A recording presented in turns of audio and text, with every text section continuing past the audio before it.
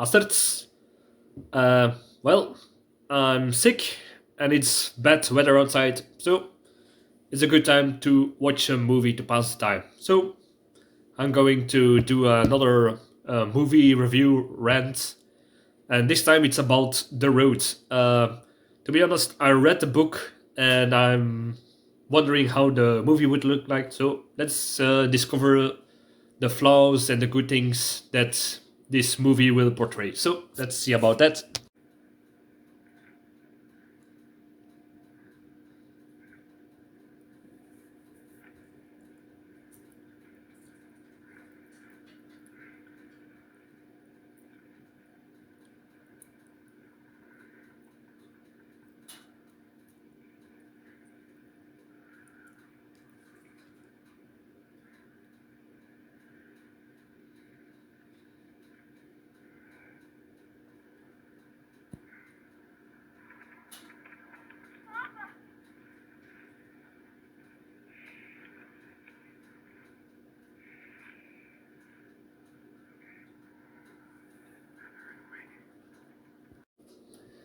All right. There are several things already going on that I actually like. Uh, if you have noticed the where they are sleeping on, first you see a layer of plastic, then you see a layer of cotton blankets, then over them they have a cotton blankets and another plastic tarp over them, probably against the damp or water from the waterfall that sprinkles above, perhaps I guess. But it's already good because they are the father and the son, they are trying to be off the ground so they won't get cold from the ground, so they are protected from that and from the wetness from the ground, and they have multiple layers over them for to form an isolating layer for keeping the warmth from their body inside. So that's already a good thing. I like about this. Uh, what I find odd is another thing is the waterfall. It's probably more safer to drink from that than a water source that is in still water, because running water has less chance that there are pathogens like viruses from how do you say this, from excrements from animals or something, or dead animals that could have been in the water. Those are less chance that you get such pathogens over there that will make you sick. Um, what I what I find a little bit dangerous is the kids got woken up by an earthquake, but if you know there are earthquakes around, uh, hiding in a cave, especially that deep, could be problematic. So that is kind of strategic decision I would be skeptical about, but I cannot say for sure given the context that I see. The last thing I want to comment about this scene is the forest. They mention earthquakes, but it seems like there has been a massive forest fire, because in the book it is never explained what the global disaster was. So it seems like it has been a mix of earthquakes and forest fires by what I can see from this scene. So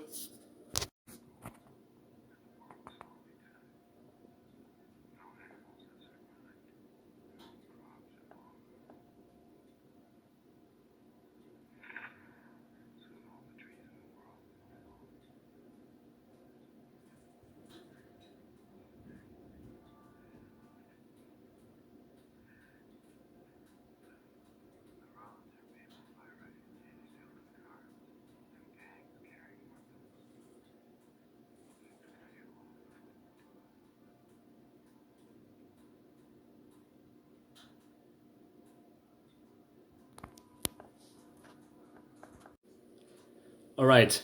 Uh, Several things I like about this scene is you saw how we puzzled a map from other parts of map together to know where he's going. That's very good. You barely see this in survival movies, but here you at least get to be shown how the guy tries to navigate around, and that is with pieces of maps to find the best routes and roads that are probably there, and probably he can also know for that certain points are dangerous, like bridges, which can be guarded by gangs, like they mentioned, or be broken by the earthquake, so they can find another way around. So that's very good thinking. Another thing I like is the carts they're wheeling. Yeah, it's not. They try to get as much supplies with them as possible, and they use a shopping cart for it, which is a good alternative for a cart. But there, I find it odd that there in this whole area there are nothing else they can improvise that is more suitable, like a cartwheel with only two wheels or something that can be used as a cart, because like you can see in the scenes they struggled by pushing that car around with the small wheels. And we all know when we go to the supermarket and we get that one bad cart with one bad wheel, it's very difficult to get around. So imagine you have to go to that wasteland like over there with a shopping cart. It will be very difficult. Uh, all right. What I find actually stupid is the guy goes to the. They stop at the gas station that is been abandoned for a long time, and he first of all he takes the pumping. How do you say this? The handle from the gas pump, smells it if there is still gas. Few problems with that. One, the moment there is a disaster, doesn't matter what kind of a disaster, the pumps will be empty. Don't worry, especially when there are gangs with weapons, like he said, going around people, scavenging everything, and you think there is still something left in those gas pumps. No, no way. Second, even if by some miracle there is some gas still in the pumps, how you gonna retrieve it? Because I don't think they got a pump with a hose to pump it from the reservoir from the pump gas pump. And even if he doesn't have one of those, yeah, you cannot. It runs on electricity or some mechanical thing that is probably already down. So pumping gas will be a very difficult thing if it's not already empty. So that's what I can say from this scene.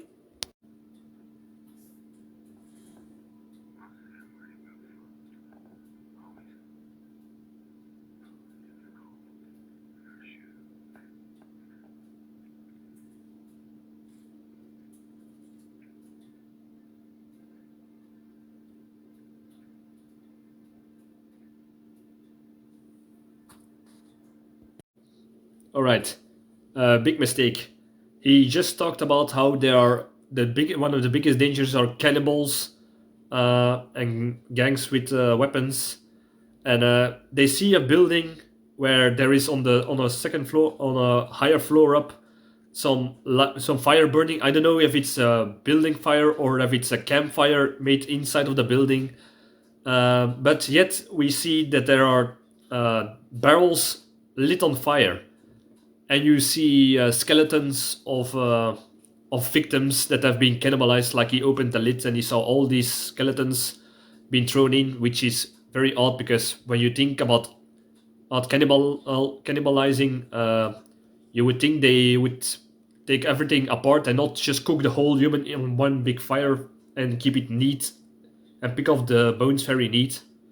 Uh, Even the marrow is not being used, so that's very odd in my opinion. The what I don't like about this mistake is they just walk around in the middle.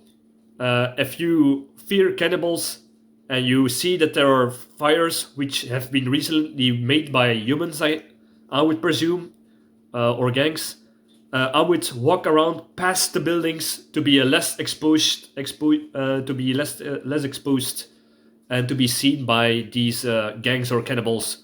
So that's a kind of mistake for them. Stick to the sides, be less of a visible target, so they won't notice you, and you have still to time to scout around without being seen. So that's what I want to say about this scene.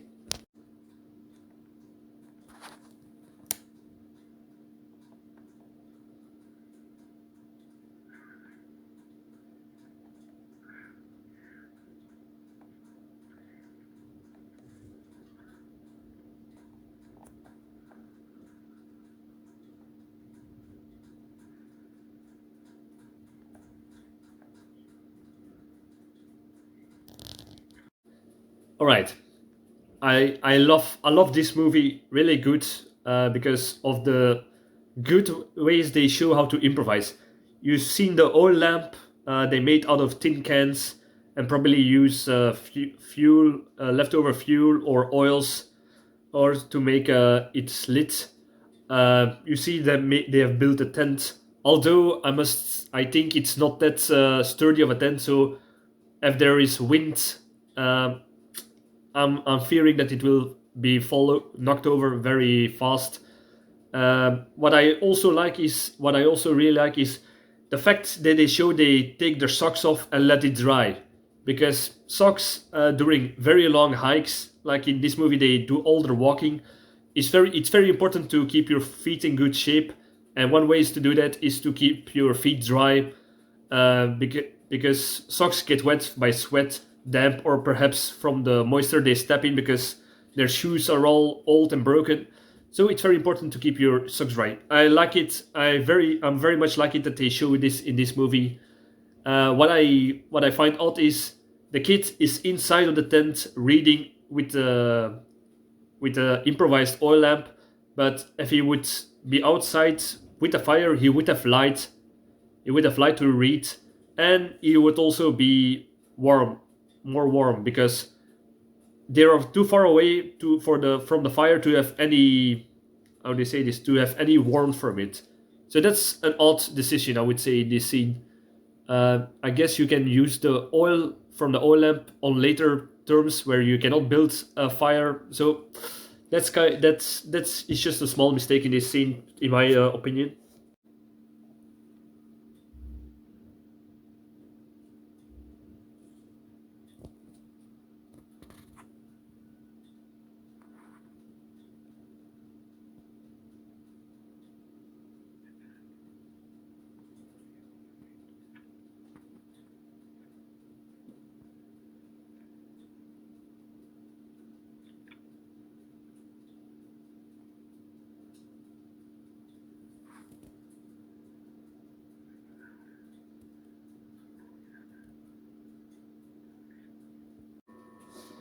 They just got in. They were scavenging through a barn, and they found a family that committed suicide by hanging. And yeah, the boy asks why, and the guy says, "You know why?" And then at the later, he teaches the boy how he would commit suicide with their only two bullets that they have still left in their one gun.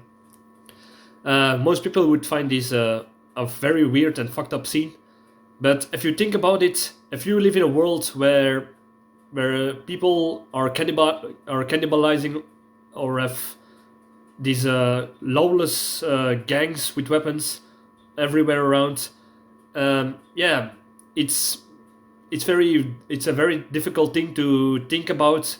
But yeah, suicide is something to consider in this kind of situation, because when you have an infection, uh, you have broken both your legs because you fell from somewhere, and yeah, you got captured by cannibals, or a gang who will do God knows what with you. Yeah, then it's perhaps uh, perhaps you can take resume to commit suicide. I guess it's a hard, difficult thing to talk about, and especially to make in this. But I'm glad they talked about this subject in this movie. Uh, yeah, because you don't, when you're getting when you're being followed and you must leave someone behind, would you be able to spare that person a gruesome fate by giving them an option to commit suicide, or to take them out of their misery, like euthanasia, like when they get really sick, you don't have the medicine nor the food for recovery. Yeah, it's difficult, but it's very realistic in this scenario, I would say. So that's, yeah, very very very interesting that the movie shows this harsh reality.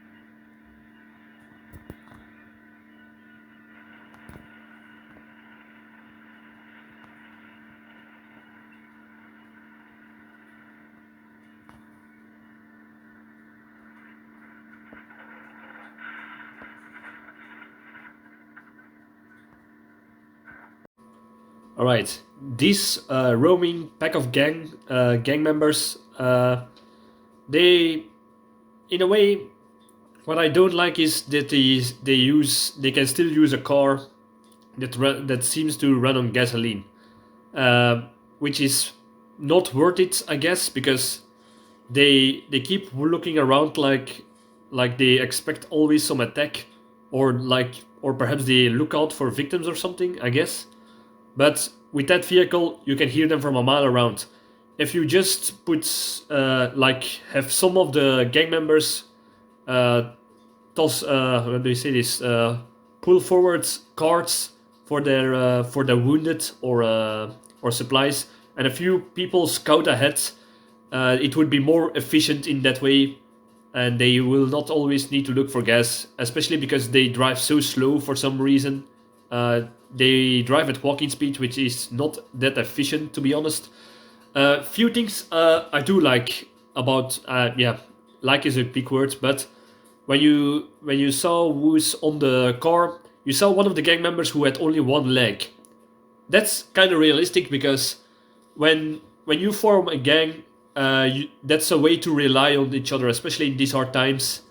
And even though the guy had only one leg, he's still part of that member of the gang, of the community in this way.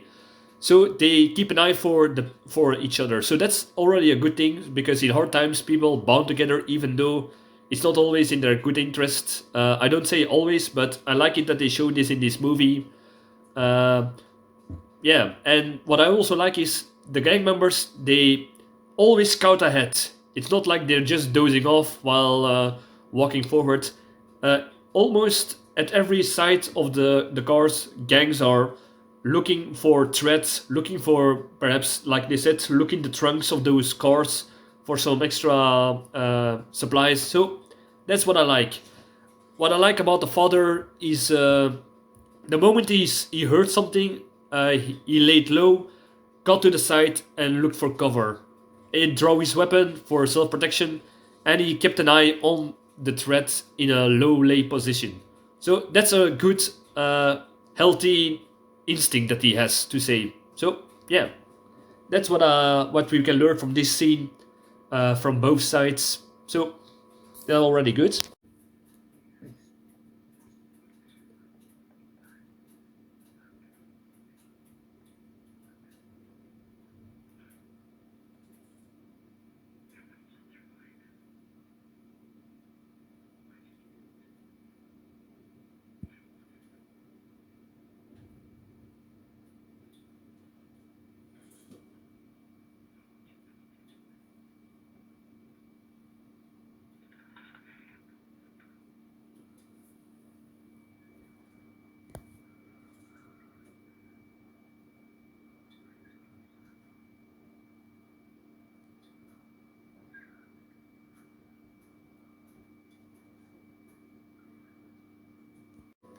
This is a very hard scene because it's a flashback to when the child was just born and the disaster apparently just started. And after a while surviving this horrible whatever scenario this is, because it's still not explained, uh, the wife is also contemplating a suicide, and she also wants to kill her child, so the child will not suffer. And the guy is trying to talk the woman out of it, but yeah, the first thing about survival is to have the will to live, and that's, in this situation, it's very difficult actually, because the the woman, it's not it says it's actually two things that are at play around here. One, uh, the woman does not have the will to survive because she has no good perspective to the future, and perhaps the hardship that they are going through. So that's one thing. The second thing you need to think about is she wants also to take her child with her in death, so the child won't suffer. This might sound crazy, but it's actually something that is very common, actually. You know about when you hear the news about a woman who, just before committing suicide, she kills her children, or by strangling or poisoning or something. that is something that happens a lot. Is a it's a how do you say this? It's some sort of psychological disorder with manic depression or some other mental ailment that that could happen. So it's this could very well happen in especially in a hard scenario like this. So if you what we can learn from this is try to try to learn something about psychology. Perhaps if you get up to mental healthness and such, if you inform yourself about it, the guy could perhaps try to reason or to talk the woman out of these ideas for a while at least, perhaps. But yeah, it's a hard scene, but it's very realistic. Yet again, this movie it has so many points that other survival movies just don't talk about and never show. So that's yeah. Even though it's very hard, it's very interesting to see it in this movie.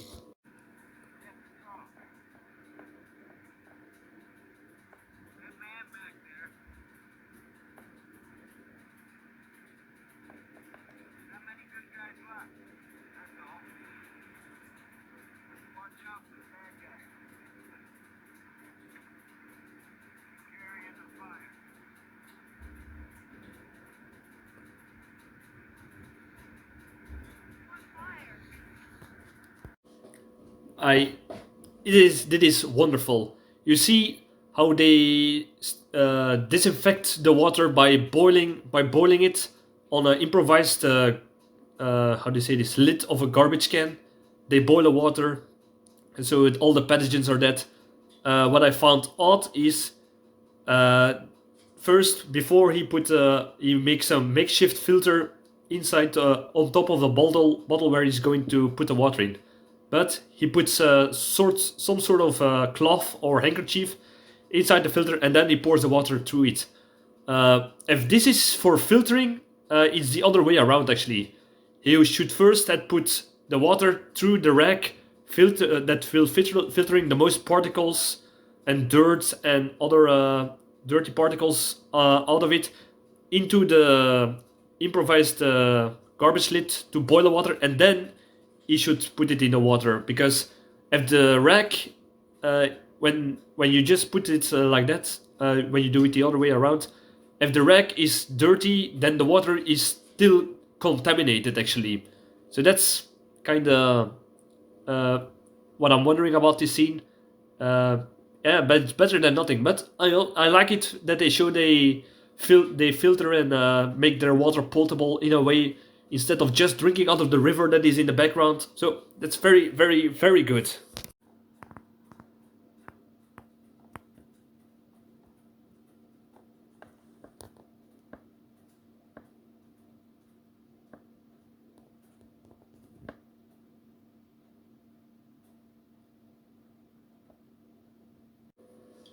Very observant of the guy.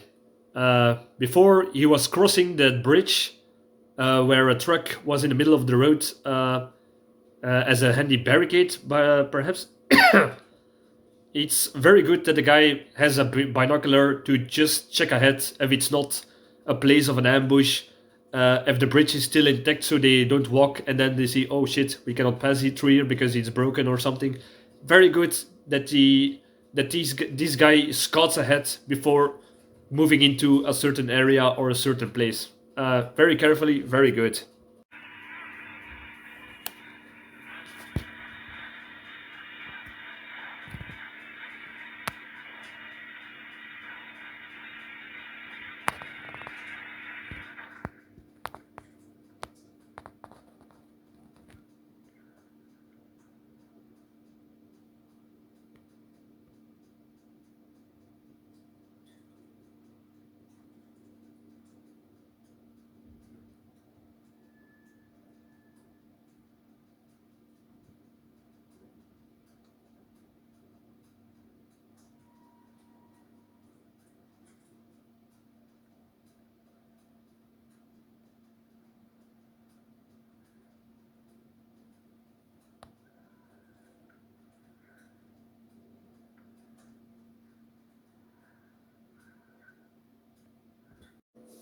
All right, so the father and the son went inside of a house to scavenge it, and all the signs were there that it's been been habited.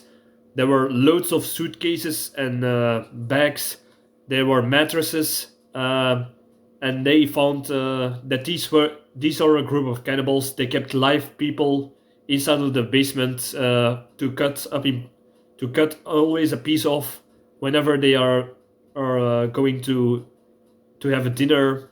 And yeah, you could say that is so unrealistic, but this happened during the Russian Civil War.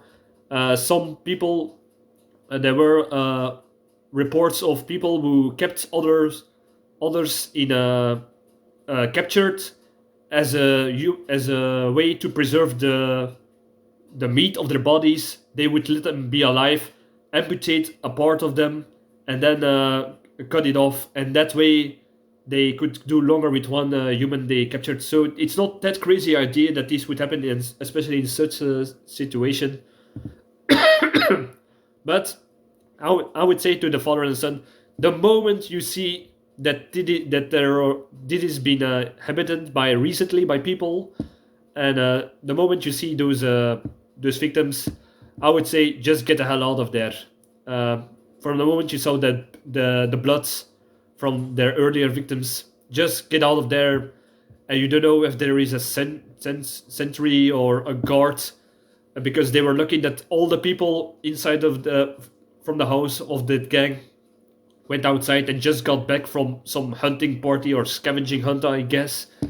So they were lucky that way that no one guarded the house.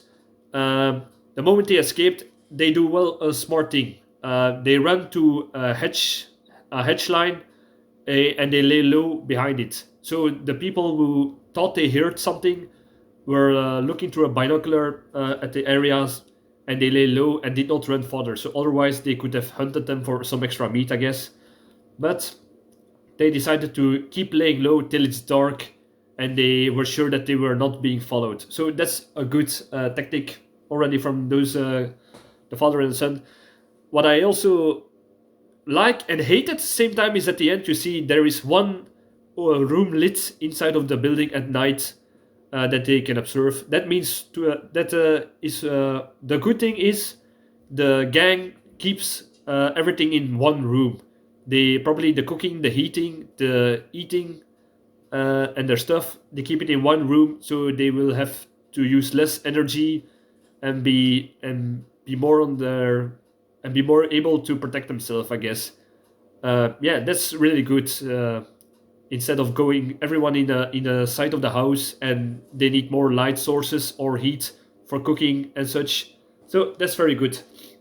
What I don't like is they leave their windows open, which is very bad because you could see that it is being habited from miles away because of the light source.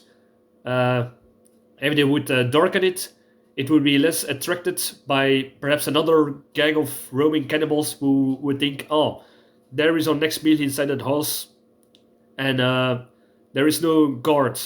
If they fear roaming gangs and cannibals so much, there should always be in this sort of situation somebody watching the perimeter, not only when they're gone but also at night, so they don't get a surprise attack from another gang. So and darken the and at least put the curtains down so the light isn't visible from far away.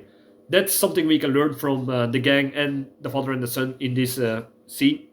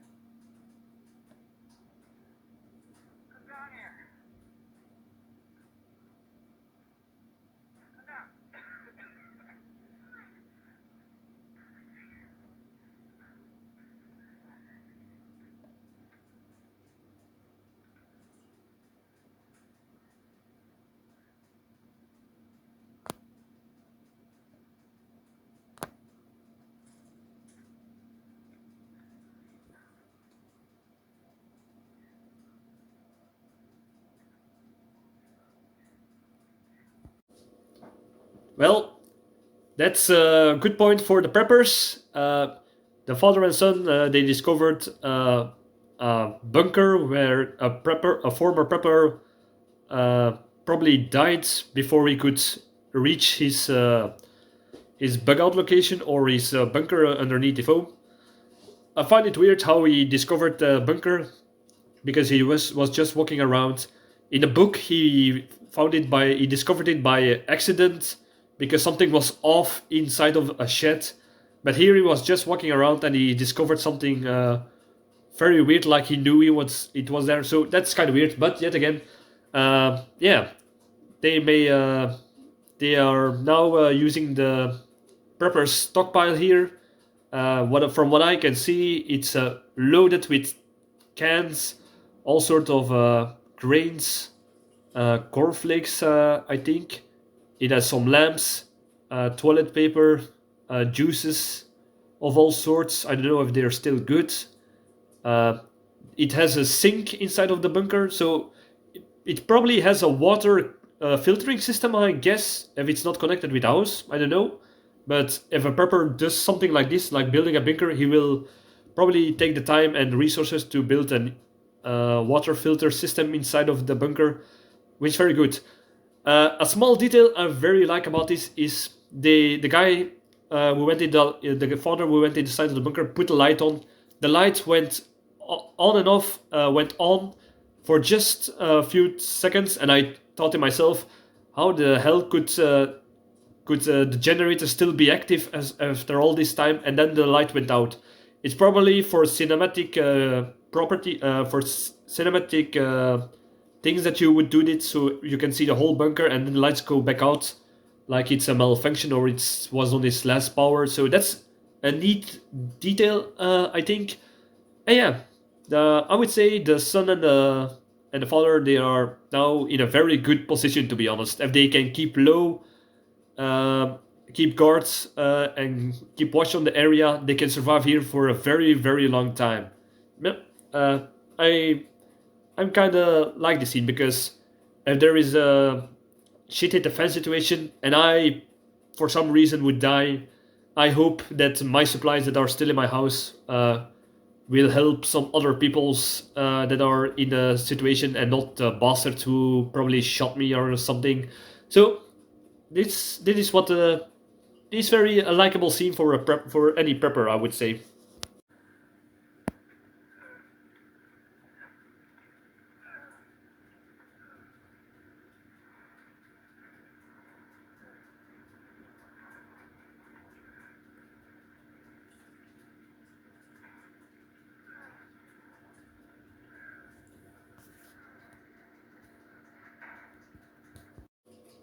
He's a smart cookie.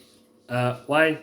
Because before closing the lids of the bunker where they will spend the night in a warm, cozy bed there right now, and with all the supplies they could ever need, the guy put an old mattress on top of the lid and close it together when he's going back down, which is very good because they just discovered this treasure of Alibaba. So if there are roaming gangs around, they probably don't want to be discovered. So it's very a neat way to camouflage their newfound jackpot. So very very smart thinking on this guy.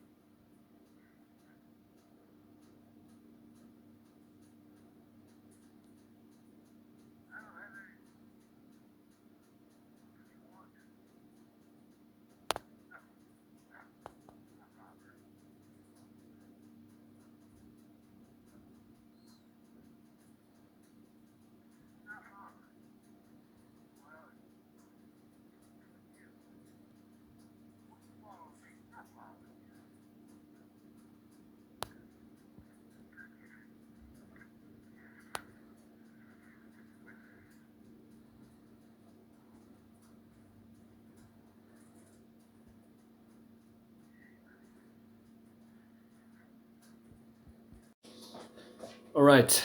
So what happened? Uh, for some reason, they could hear something from outside, from deep down below that bunker for some reason, and they heard a dog. And the father is like, "We cannot stay here, not anymore. It's not safe. What if somebody's with the dog?" Uh, which is a very odd thing to do because of all the times that a dog or a person with a dog, if somebody can still take care of a dog, which is already odd in this cannibalizing world of gangs, which they cannot feed themselves, let alone a dog who will only eat meat. So that's kind of odd. And the father wants to go away with putting as much stuff on the cart as they can, uh, which is very very odd. If it was up to me, I would stay low and look out and keep an eye on the area and live there as long as possible with all those supplies. And you can hide within it in a bunker, which is much more safer than what the father did next, which is put everything on a cart and just go away. So you were afraid for a guy with a dog that might discover your bunker, this bunker that you found for the first that you as the first person in this many years found, which is absurd. And then you're a long time outside, more exposed to the elements, rain, cold, snow, and roaming gangs of armed gangs and cannibals. So you rather would want to take that risk than the risk of being discovered inside of a safe bunker with all the supplies you need.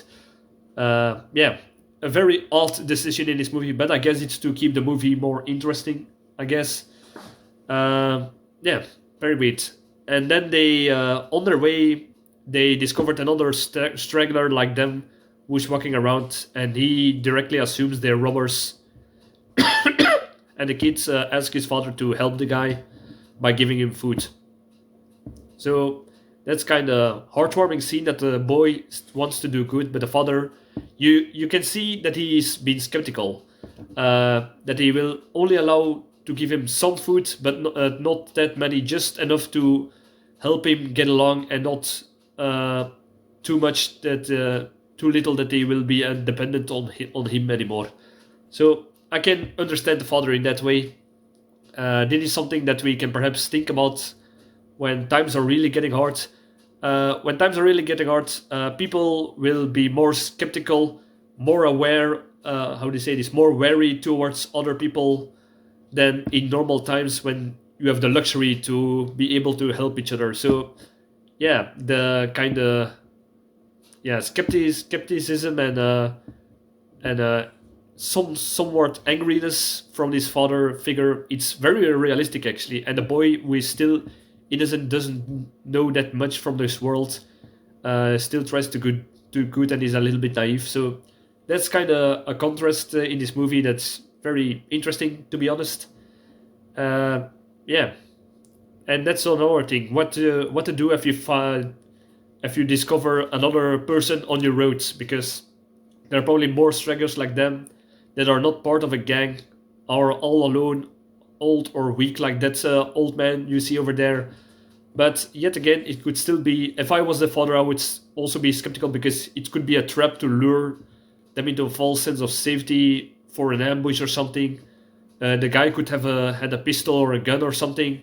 Yeah, it's kind of what would you do in this kind of situation? It's all up to the moment itself, to be honest. Because yeah, do you think it's the other person over at the end of the road is a threat? Is it not a threat? Are you going to take a detour? Are you going to follow the same route or diverge just for one person? Yeah, interesting thing to think about if you would be in this situation.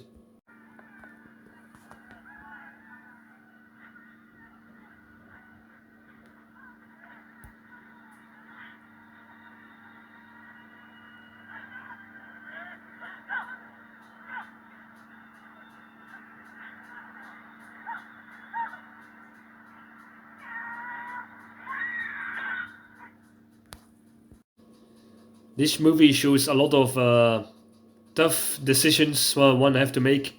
Like you can see, they were walking down the forest, and suddenly they saw a gang walking in the open field. And first, the first reaction the father had was going down, lay low, and keep an eye on the possible threat, which is a very good instinct, like he did before with the other gang. But they see that the gang was following a woman and her child crossing the field, and they captured her and they killed her, probably for cannibalizing, which is yeah. But I know that a lot of people who never been in a hard situation or have played too many Call of Duty, they would say, "Oh, I would have tried to make a diversion so the woman and the child could escape, or fight the whole gang with bare hands, or that's some sort of stupid fantasy." But yeah, in a real time, everybody thinks they're the heroes of their story, and like you can see, that woman and child, they are gone now. They are dead. Their story ends over there. So it's not always a happy ending, no matter who you are or in what situation you get. That is something that we can learn from this scene. That even though you look like the underdog, that you deserve to live another day instead of those assholes who keep hunting other people just for food. Yeah, it's not always does not always ends well, and it makes you think, to be honest, so that you cannot try to be a hero. You don't always have to act like a hero or take the correct how do you say, the most moral choice, because the most moral choice is not always the best choice for your survival, which we can learn from this scene. uh, yeah, that is what I want to make a comment of out of this scene.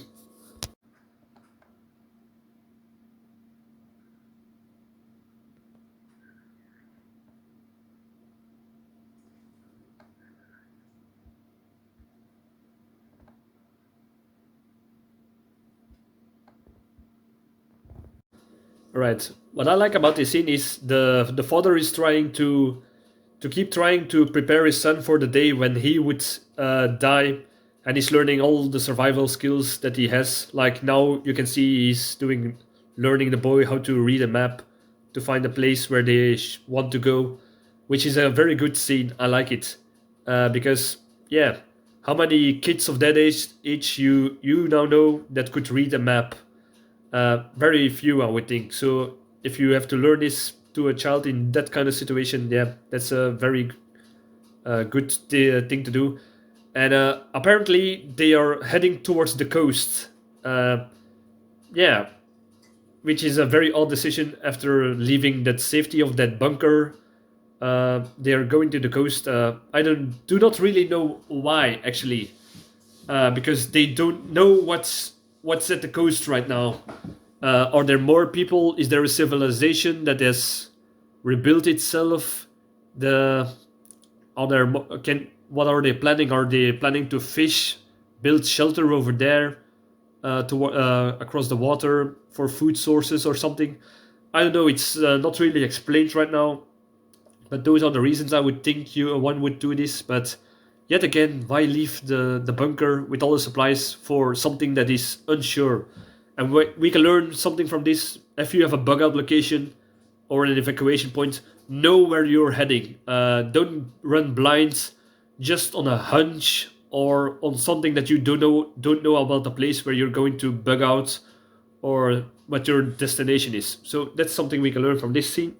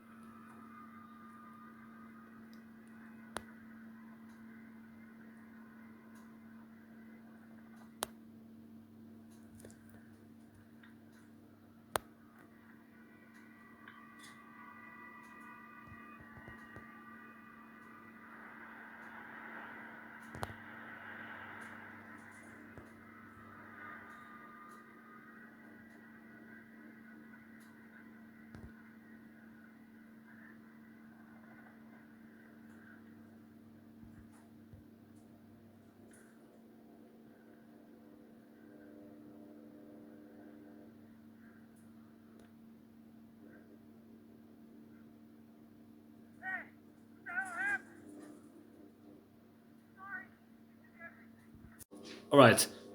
I don't like the scene for several reasons. First, they set up a tent in the on the shoreline where it's definitely noticeable that the tide will come in a certain point. So that's a stupid place to put your tent because if you're not that familiar with the ocean, you don't know where the tides will come, and they happen twice a day. So the tent would already be run over. What's next? Instead of he leaves the gun with the boy, but the boy sleeps and he's going outside into the ocean to go to a ship that has been washed on shore.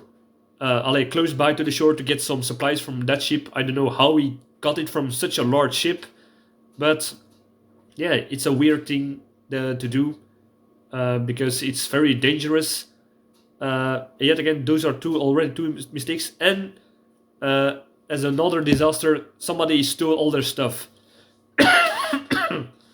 So the boy was that deep asleep and unaware of his surrounding that literally the tent got nicked from over him with all the supplies in the cart, which is very, very idiotic of this boy. He should, after all this time, what his father have learned him, he should know. He should know better, and the father would at least make sure that he wasn't asleep when he was going away to guard the stuff. So this is an idiotic scene, in my opinion.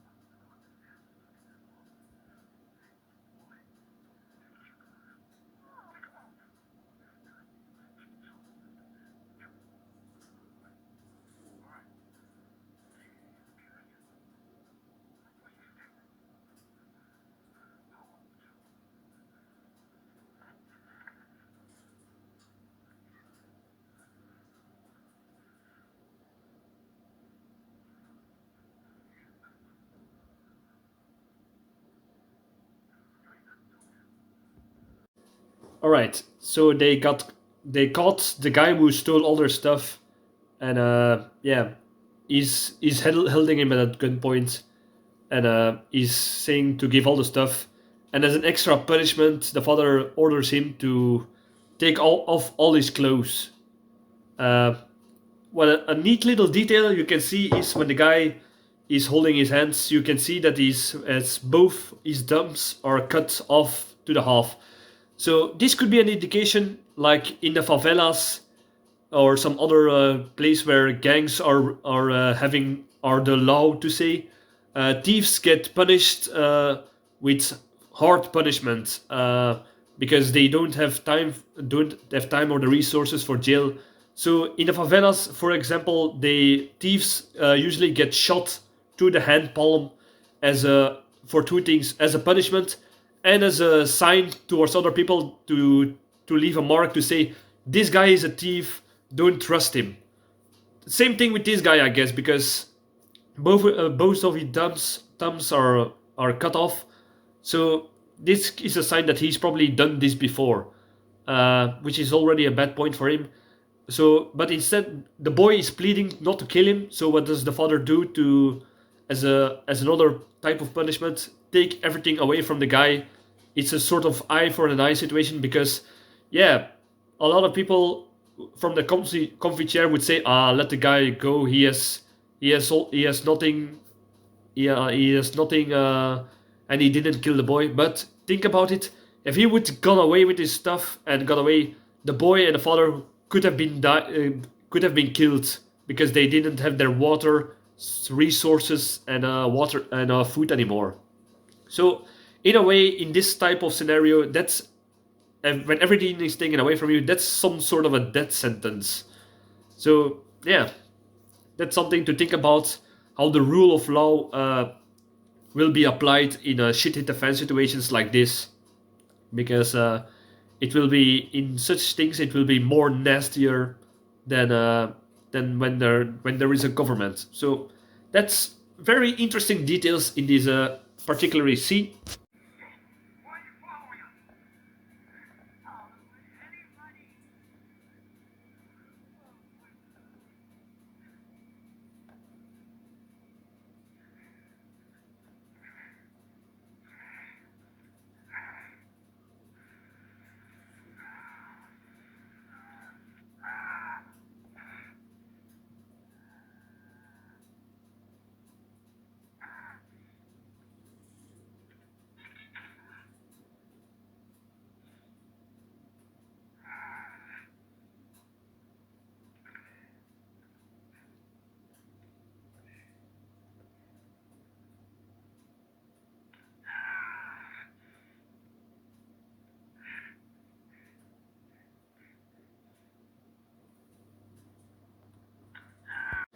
All right, so the father got shot with an arrow in the leg, and the flare gun he got from the ship, he fired it in the window, and by some weird miracle, it hit the guy who shot him with the arrow right in the chest, and he got killed with one shot. There's probably some Call of Duty rule shit or something. So that's kind of weird that flare gun had killed that one guy, and he stormed in to see if there were other people that could have attacked him. So he went in the counter attack. Yeah, and he asked, "Why were you following us?" And the wife that is still alive, he said, "We weren't following you. You were following us." So then you discovered they were firing because they were scared that the father and the son were following them for perhaps to get their stuff or something. I guess from this situation. So yeah, that's something to think about when you get somewhere in such shitty defense situations. People might think that you are the bad guy even though you haven't done anything yet. So it's a sort of better safe to be sorry type of situation. That's the reason why he shot the arrow to the guy. And another point we can see about this, arrows don't kill immediately. You see always in these medieval movies, a guy get hit with an arrow and is instantly dead. That's almost not the case. Most people who get hit with an arrow in warfare, most of them died days after when they got when they die of an infection, because the arrow will only kill fast if it would hit a nerve, spine, or a blood vessel that is cut through. So yeah, that's a very bad situation for the father here. And then you can see later on he tries to get the arrow out, and he has to do it with the barbed wire in the opposite direction. If it was full through his leg, you should cut off the head of the arrow, and then you can remove the shaft of the arrow. But here, it was still inside of his leg, so the bow did not have that much power. So that will leave a nasty wound. Second thing, the next thing he does is putting some disinfectant alcohol on top of the wound, and then he closes the wound with a stapler. Yeah, as long as the staplers are made with stainless steel, that's perhaps a good chance. But if these are just iron, made out of iron, these staplers, those can rust and they will get tetanus, which is very dangerous in that situation. And I guess this guy is fucked anyway, because if he does not have, I highly doubt that he will have antibiotics, so he will die from this wound, because yeah, that arrow has probably been used several times. It will have dirt on it. It got so deep inside of his leg that even the disinfectant alcohol will cause an infection. So I don't think this guy will last long with the arrow in his leg.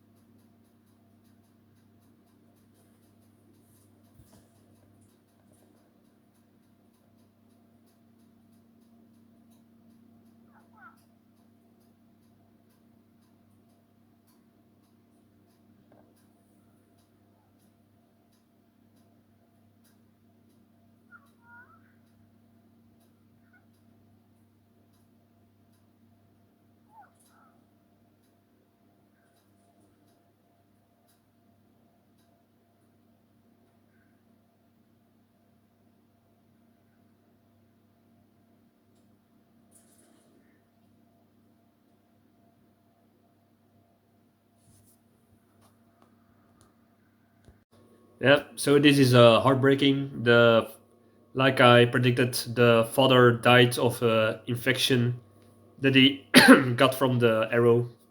So those in this way you can see that antibiotics are life-saving things that people can be saved from things that most people will not die in modern times. So the moment that even a small even a small cut in some environments will turn into a deadly infection. So that's something to think about when you think about going to the wild. Just even if it's for hiking, for camping, or you think you can live off grid in nature for like a bushcrafter or something. The smallest cut can be life threatening. So always be very careful, especially in shitty defense situations like this. And yeah, the boy is now sad that his father died. Very sad scene, to be honest.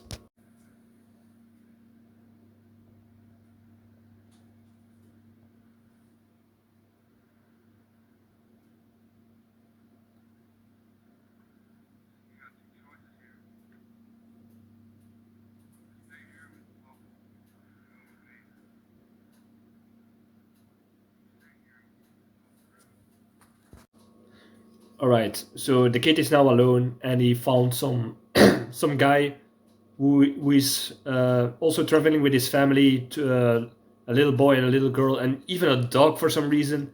He seems well stocked. He seems to be full of to have enough nutrition. He got ammo. He's got a gun.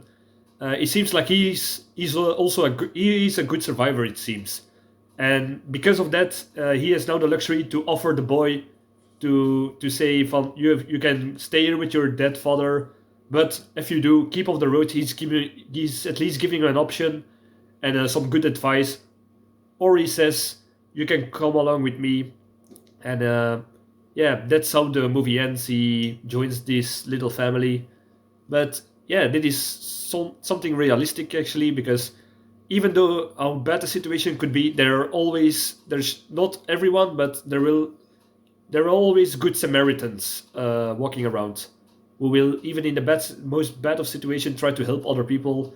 That's something you have to judge on yourself. So yeah, so that's something we can learn from this scene. So this is the end of the movie. Yeah, I like this movie, The Road. It has shows a lot of small details about surviving in a shitty defense situation, and some dark aspects of it that not many movies show. Yeah, I like this movie. I learned a lot from it. It's a good movie, good book too. I would advise to read it because it's a little bit different. So yeah, it was the movie The Road. Uh, so I hope you liked it. I will do this kind of movie reviews more often because it's kind of fun to analyze. So subscribe, like, leave a reaction. I hope you enjoyed this little rant and reaction with me. So thank you for watching, and see you in the next video. Cheers!